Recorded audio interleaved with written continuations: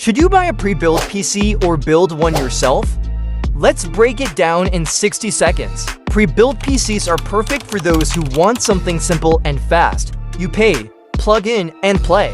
Pre-builts also come tested with support and warranties, but they can be pricier for the specs you get. Building your own PC, you get more control over each part. It's often cheaper and tailored to your needs.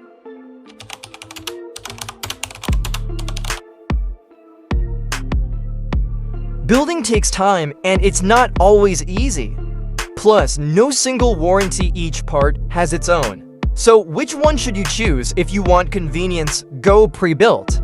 If you're into customization and saving money, go DIY. Which one would you pick? Let us know in the comments.